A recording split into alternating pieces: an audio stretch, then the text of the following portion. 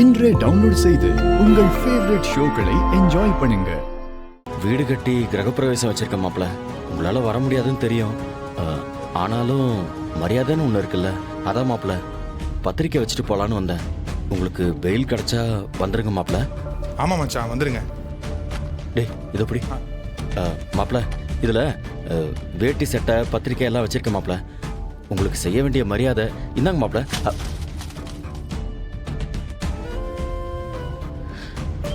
பாத்தீங்களா மாப்ள, ஆசைப்பட்டதை உங்ககிட்ட என்னால கொடுக்க கூட முடியல மாப்ள. என்ன மாப்ள நிலைமை இது? இந்த நிலைமை யாருக்குமே வந்துடக்கூடாது மாப்ள.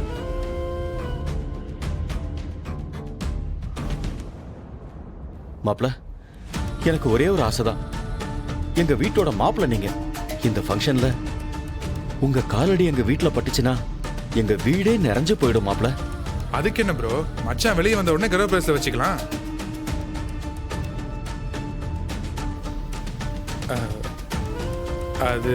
அதுக்கு இல்ல ப்ரோ. நானும் அதான்டா நினைச்சேன். ஆனா இந்த மாசத்தை விட்டா அதுக்கப்புறம் நல்ல முகூர்த்தமே இல்லையா. வாடகை வீடுல ஹவுஸ் ஓனர் உடனே காலி பண்ண சொல்லிட்டாரு. அதனாலதான் அவசர அவசரமா வீட்டை கட்டி குடி போயிடலான்னு இந்த தேதியை வச்சேன். அது மாப்ள தப்பா எடுத்துக்காதீங்க மாப்ள.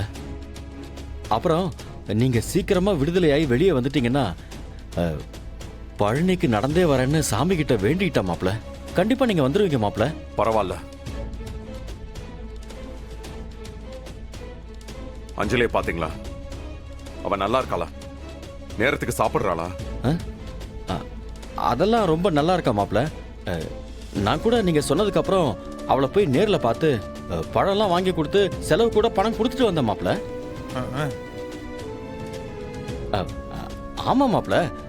பின்ன நீங்க ஒரு வார்த்தை சொல்லிட்டீங்க, அதை நாங்க பொறுப்பா செய்யணும்ல மாப்ள. ஆமா மச்சான். சரிங்க மாப்ள, அப்ப நாங்க போயிட்டு வரோம் மாப்ள. சரி கேசவா, பேக் காட்டு. வரோம் மச்சான், பாத்துக்கோங்க. வா ப்ரோ.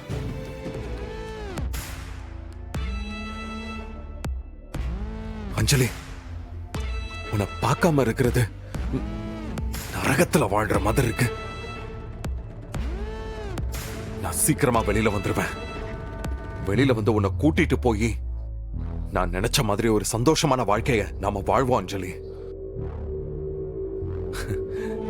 நான் உன்னை உள்ளங்கையில வச்சு தாங்குவேன் அஞ்சலி.